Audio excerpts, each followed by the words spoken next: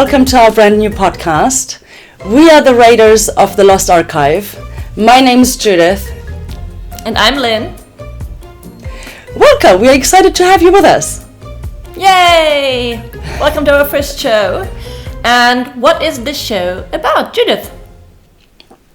Well, this show is about us digging up untold and forgotten stories of people in history, mainly female protagonists, and undusting their stories, getting them out of the old archive and telling you everything about them, bringing them back to life. Exactly. And for the start of our show, for our first season, we have chosen the Mitford sisters. And we will indulge into their lives in great detail over many episodes. And we will leave nothing out because there is a lot to uncover, believe me. And what we will also do is a recap of the new show, Outrageous, about the Mitford sisters, which is about to start soon. So basically what we'll give you 2 episodes of introductions of the Mitford family in general. We'll tell you everything about their background, the parents, how they grew up, where they grew up, who they are, what's so interesting about them. And then we'll jump into the seasons of the TV series Outrageous, which is a very fitting title for their lives, for the Mitfords. And we'll do a bit of a comparison of, well, fiction versus reality, and kind of like give you some more historic background. That will be our season 1 of Raiders of the Lost Archive. Exactly. And after the show ends, which will be a 6-parter, we will go into great more detail about all of the sisters. So that means today we will only scratch the surface a little bit so that you know what we're talking about, that you know who's who and what's what. But after the show Outrageous ends and we have covered that, we will go into all the details and all the dirty details and all the rabbit holes. We will cover everything, and it will be a lot. There is so much, and it is it is not just one unbelievable story. It is so many unbelievable stories about them, and a lot of that you have not heard about. Even when you think you know what the scandals are, there is so much more. I'm excited. Shall we get right in? Yes, let us get in. So amazing. So who are the Mitfords? Where are they? When are they? So the Mitford sisters is, well, actually it's the Mitford siblings. It's 7 siblings, 6 sisters and 1 brother. And they are an aristocratic family in England. And they were born shortly after the turn of the last century. The first one being born in 1904, and they were a part of English aristocracy and English gossip of the time, and they were connected to basically everything in the first half of the last century. So no matter what you can think about, you think war? Yes. Fascists? Oh yes. Communists? Yes. So they had secret weddings, they had a lot of kids, there were scandals, there were rumors, there were deaths, there were children born out of wedlock. Absolutely. There was, you think, Winston Churchill connected to them. Audrey Hepburn connected to them. The Kennedys connected to them. So no matter how you turn around the first half of the last century from an English point of view, they are connected to it. And because of their status in society, all the people they were in connection with, they were also high up in society. So they were in politics, they were Duchess and dukes, or they were some in the military, or the people that we know today, or many writers too. So people that wrote autobiographies and wrote about how they knew the Mitfords. So there is a lot of material about them. And they were, all of them, or most of them, wrote about their lives as well. So we have material from them and about them, and a lot. And at this point, I should probably add for our listeners and viewers, as we're talking about fascism as well and the war, we will quote some of the people we are talking about and some of their letters. So there will be anti-Semitic, racist, and other comments covered in here. Just be aware of that. Yes, it will be very bad. Because most of the Mitfords are not very good people, unfortunately. But we will come to that, and we will cover this in great detail. There's also some good ones. There's also some good ones among the Mitfords. Yeah, not all of them or better ones. There's better and worse. We'll talk about the good, the bad, and the ugly. Exactly. So the Mitfords were. The family was original from Northumberland. There is a town called Mitford that is close to Newcastle, very high up, close to the Scottish border. This is not where any of this story takes place. This is where the family originated. This is what the English call the North. Yes. Yeah. Yes.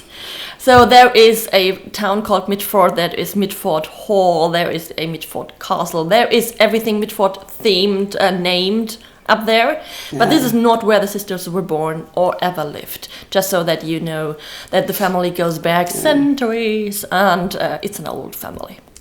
Yeah. So the Mitfords, like if I remembered correctly, like they have a very long lineage, like going back to almost William the Conqueror or something, like almost 1,000 years or something. So like they are proper old, English aristocracy, if you wish, and they behaved like it as well, as befits them.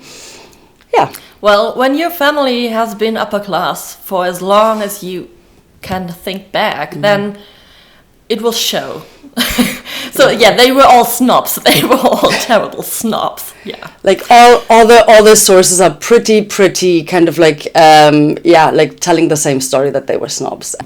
So the family mostly was living in the Cotswolds, just north of London, but they also had a townhouse. They always kept a townhouse. They kept on changing, and not in a bad area, of course. So sorry, Lynn. When you say townhouse, you mean a townhouse in London? Yes, in the capital. Of course, because there is everything. Yeah. So society is there, and the House of Lords is there. Yeah. So usually I think, like for all our international listeners who don't know all the details about the English class system, I feel like every English aristocratic family, like they had their seat somewhere, which was somewhere in the country, and then like they always had a townhouse, because like they all had to go to the House of Lords, and sometimes meet the king, or like meet other aristocrats, and like go on balls and mingle among the others. Exactly. But we will come to the places and where they lived later on in the show. So now, who is the family? So as I said, there were 7 siblings, and a set of 2 parents. The parents were called David and Sidney, but the sisters didn't call them that. They called them Farv and Muff, which is part of the whole upbringing, which was kind of, when they were in the country, they were kind of a bit isolated. They grew up together as with all the other siblings, and they had a lot of nicknames for each other. Every person had several nicknames, and when you pick up any book about the Mitfords, there will be 2 pages of explanations who is what, who's who in them, because they use so many nicknames for each other. All right, so let's have a quick overview of who all the Mitfords are. So we have the dad, David, and who's the second Lord Redesdale, and like we'll explain more about the title and everything later on. And then we have the mum, Sidney. And when did they get married? They got married in 1904, and then they lived in London, and Nancy, the first child, was born 9 months after the wedding. Yeah. And Nancy is quite a well-known, if not famous, writer. Like, she's at least very well-known in England. And a lot of people, have read her books. And her books are very witty and good fun. But, yes, a bit very gossipy. much a child of her time. And when you read her books, you can very much envision how life was for someone of her class status at the time. So Nancy was born in 1904, and she was a writer. She made a living for herself. She worked actual jobs too, and which is quite unusual for a woman of her standing at that time. Yes. And next one, 3 years later, Pamela was born. Pamela is widely considered the boring one because she never caused any real scandals. She lived a very quiet rural life.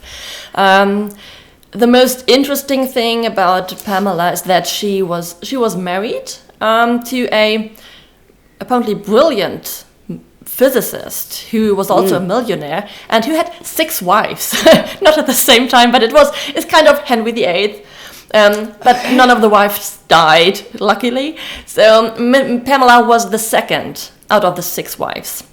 All right, and then they he divorced her, or she divorced him at some point. They divorced him, and then she very quickly had a succession of all the other wives. And he was very much rampant bisexual, and it is very believable that she was too, because after they divorced, she lived with a woman for the rest of her life. Yeah. And this, of course, was not something that you could talk out loud in public, but we know from the letters that she lived the rest of her days after her divorce as a lesbian.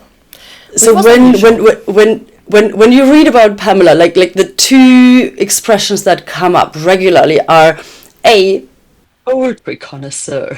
Like, she was very much into chickens. And then the other one is that she lived with an Italian horsewoman. Like, those are the words used when you look her up. She also liked horses and dogs. Don't be unfair to the other animals. But even apart from the lesbianism and all the 6 wives and her husband, who was very flamboyant, she still was very boring. I mean, and also an anti-Semite, I'm sorry to say. She was not an open fascist, but she was not good. All right, okay. So, we will get into that. All right, that is sister number 2. Yes, so then along came Tom. Tom was the only boy, and as the only boy, he was the only one to get an education. And guess which school he went to? Eton! Yes, of course. Because that's where all the English aristocracy goes. Exactly. That school we will come across many, many times, because basically every time any man comes up in the story and he's English, he went to Eton and he went to Oxford.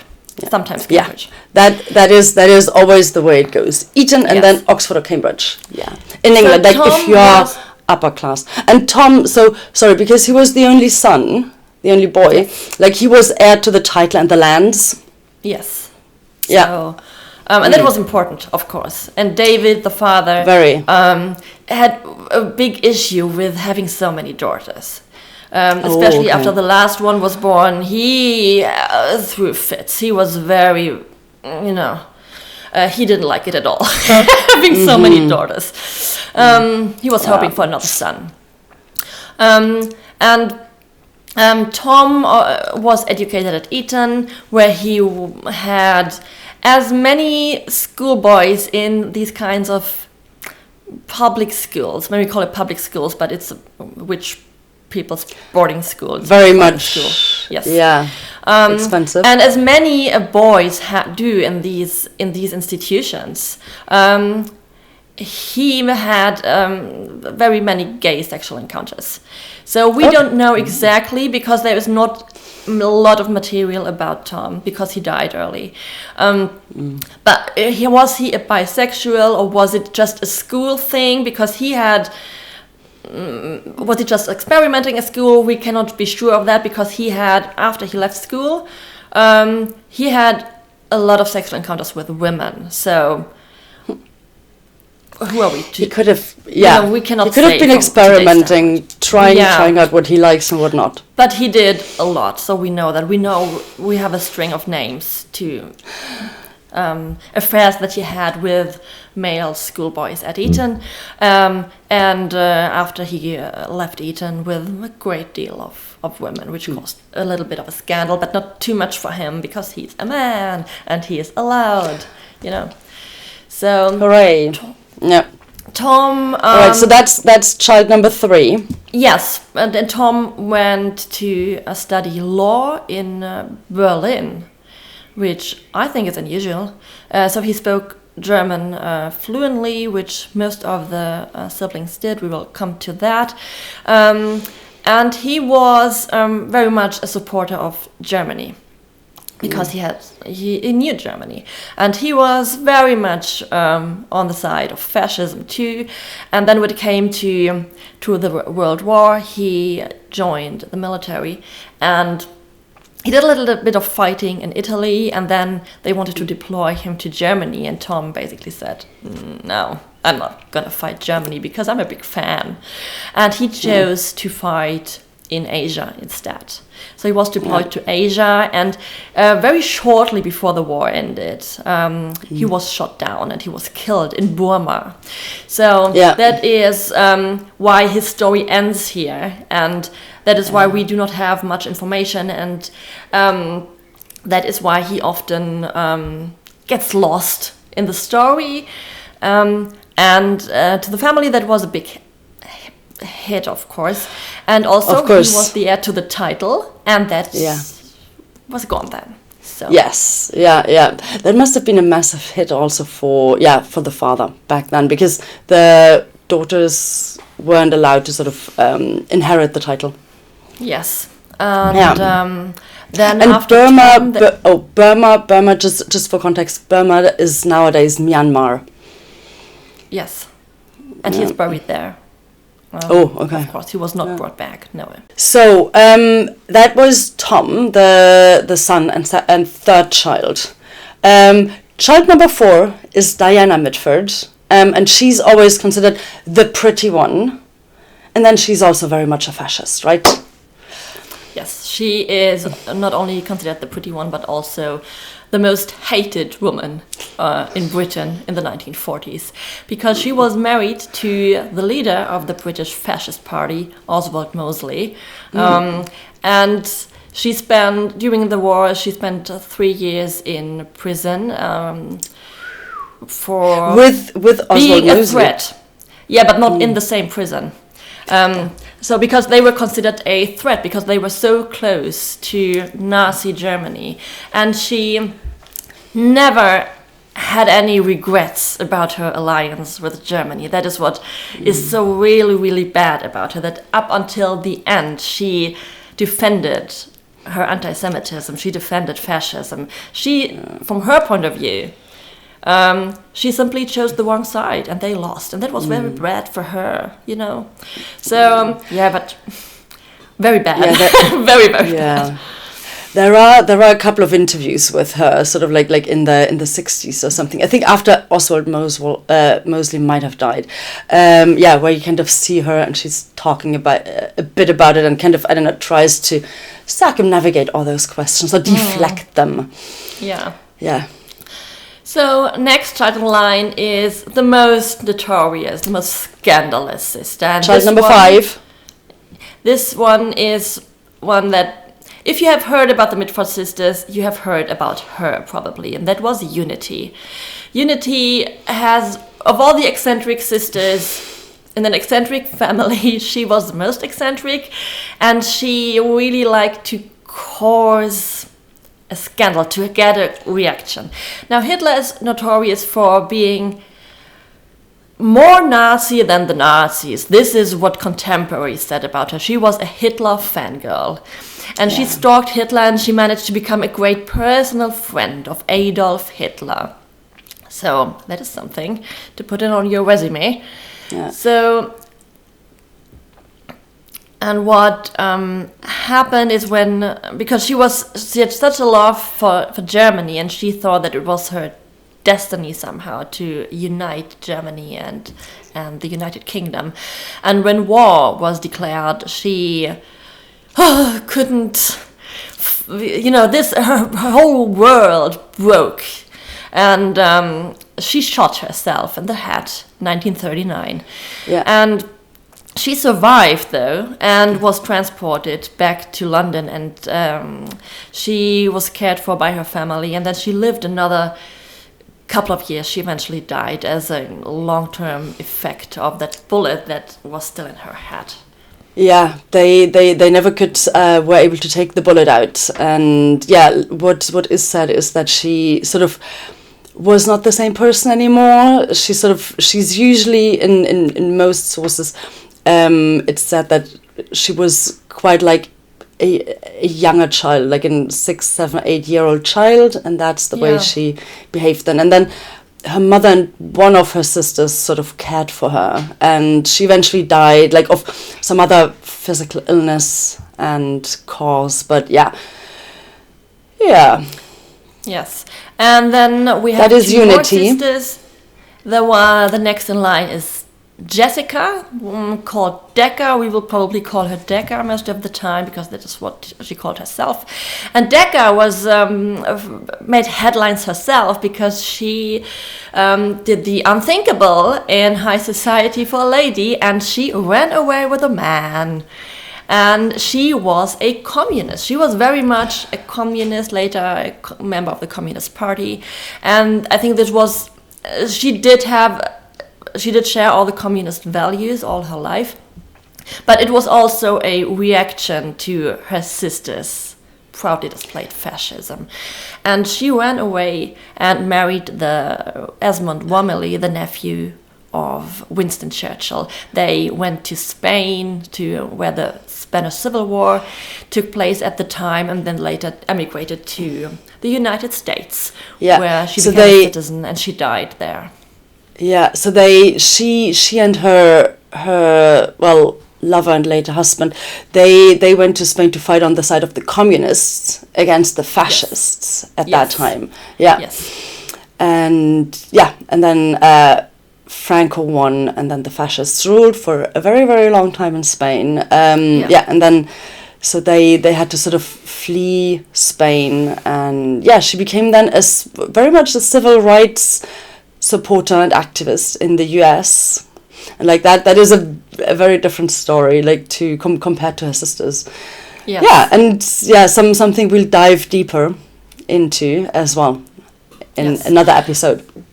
And then the last sister is Deborah. Deborah was... there was a huge age gap between Nancy, the oldest, and Deborah. And Deborah, or Debo, as she was mostly called, spent a lot of time alone growing up because all the other sisters were out in society already. And it was always considered, or she always said, though, one day I will marry a duke. She said this from very early days on. And okay, you're gonna marry a duke. I'm gonna be a pilot. I'm gonna be an astronaut, But that is exactly what she did. She did marry a duke. And I mean, to be fair, like this is what was expected from you back then. Like if you were a woman, like in an aristocratic household, like you were expected to sort of maybe not marry a duke, but like marry like another aristocrat, and then like take care of like him and the household and the children. Yes. Well, marrying a duke is like winning the lottery. It's not just another nobleman like the dukes are. To me, as a German, this was something that I had to look up because I do not know about titles. This is a very British thing, and you do not understand it if you do not really dive deep into it. But there's a whole upper class with the nobles, and then the dukes are just below the immediate royal family. This is where they are. Yeah. So there's a hierarchy like amongst the aristocrats, and like there's the direct royal family, like very much, but like they are almost like they are bubbling themselves, and then underneath there's all the aristocrats, and as you rightly said, like the dukes are right on top, and then there's like the earls and the viscounts or something, and then the barons at some point. Barons are at the lower end. Yeah. And the baronets of the Mitfords was relatively new. So the newer your title is, the less value it has. When you are the 10th baron, you are higher up in rank than being only the 3rd baron of something. Interesting. I was not aware of that. Okay, yeah. That is something, that international people don't necessarily know. We don't have that background. So Deborah became the Duchess of Devonshire, and she ran what is called Chatsworth House. It's called house, but it's not a house, it's a palace. It's the second largest building in the country, second only to Buckingham Palace. So this is a big house. And Chatsworth House has 6 libraries. 6. I mean, it's so big. Wow. Yeah. And I mean, she's really famous. Like it's interesting because you earlier said that like Unity and Diana will be sort of like the most famous Mitford sisters almost. I believe like it depends very, like at least in my experience, it depends very much on who you talk to. If you talk to people who are like into country houses in England, then like they will know Deborah. Like Deborah is the most prominent one for them because she turned Chatsworth's house around and kind of made it into a profitable business, and like we'll talk more about that in a different episode. But like she was very much an innovator in that sense, right? So and then there are other people who like are very much into literature, and like for them Nancy Mitford like will be the household name firstly and foremost.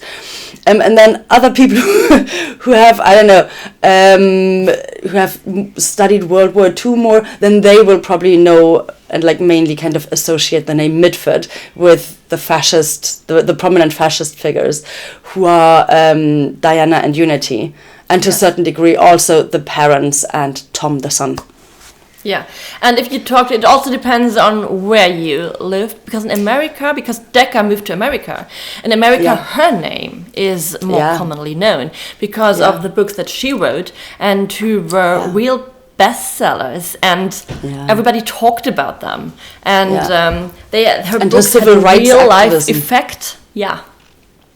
So that is interesting. So just a very quick run through again, so that the audience keeps that in mind. We have Nancy, the writer. We have Pamela, the boring bisexual. Sorry to say. The poultry connoisseur. Then we have Tom, who died.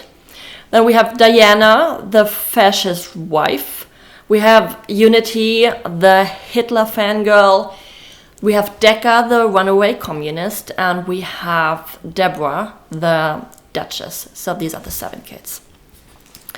So, very, very different paths of life that they have chosen for themselves and gotten themselves into. Definitely, like, which is one of the things that, like, which is part of the appeal of the Mitford family, because they are so different, so massively different.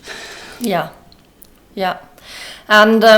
you see, as we record this, we find it hard to stick to one topic because everything blends into each other, and you can dive into every aspect of the story, and we will. But to do a quick summary now I find it hard to just, do a run through, because you say, oh, but this, and then JFK, and then the sister died, and then her, and then she moved, and then he went away, and they had a secret wedding, and see, she had an abortion. And everything is just kind of, a lot of stuff happened. It was never boring in this family. I'm just picking up the word abortion. There were abortions as well. There will be there will be abortions, and there will be many miscarriages, and there will be dead babies, and it was not, as you said, the good, the bad, and the ugly. So everything humans go through. Well, and it will be really, really interesting for us, and also probably for our viewers and listeners to sort of see how the BritBox UK TV series Outrageous is handling all of that, and like how they are telling all these stories. Yes. So, because what amazed me was that with all the scandals and all the excitement around this family, there has never been a movie or TV adaptation of their story. This is what I found so surprising. This is the first time this is being done, and I feel like they should have the third remake of a show, the first one being done in the 70s, to cover all of this, because it gives you so much material. Yeah. I mean, who knows, like maybe Downton Abbey, which is like a hugely famous and successful TV series in the UK and beyond. Like maybe that had to happen first. And like funny enough, like what I always think of the Mitfords is they are like very much like Downton Abbey, but with fascists. Yes, and with a lot more, just like Downton Abbey on steroids. Maybe you could say. Yeah. Downton Abbey was very tame compared to that. I mean, like there was a lot of stuff happening, a lot of emotions, but there was a little bit of political storyline going on, but not like the Mitfords. Like the Mitfords were on a whole different level. Yes, the Downton Abbey family too had a communist daughter, and I think that this was based on Decca's story. In Downton Abbey, she runs away with the chauffeur, and this is I mean, Desmond Romilly was not a chauffeur. He went to Eton as well. He was a baron, Yes, but that is pretty much kind of what happened. I think it was like a blueprint for what they did on the show. Yeah. And I feel that is very much a good note on where we can end the first episode, the very quick introduction into the Mitford family. Next time, in our next episode, we'll go a bit deeper, tell you more about the family background and the parents, and look into all that, and tell you something about like the upbringing of the 7 siblings as well, what other quirks they had apart from their political beliefs, how they developed their political beliefs as well. So I'm excited to about all that. I hope you're as well, dear viewers and listeners. Lynn, I am. Because there is so much more. I've said this so many times now, but there is so much more to the story, and I cannot wait to really dig into it deeply, because scratching on the surface doesn't. It might sound like, oh, Hitler fangirl, but when you dig deep into what this actually means, the shit is so crazy. She was a Hitler, like she stalked Adolf Hitler. And like funny enough, like just to sort of tell that to our viewers and listeners. So Lynn and I were both from Munich, and like that part of the story all happens in Munich, and like very much like where we know all these spots in person, like we've been there. This is like where the university is, and like where Lynn and I went to university and studied, and like this is where Hitler walked along, Unity walked every along, day. and they met and hang out at the Osteria Bavaria at the time, which is now called Osteria Italia. Yeah, it's still in Osteria. It's still called Osteria. But more about that in one of our next episodes. Thank you so much for giving us your time. We very much appreciate you and loved having you with us. And we hope to see you for the next episode of Raiders of the Lost Archives, the podcast about the Mitfords. Thank you. See you. See you right there. Thank you. Bye-bye.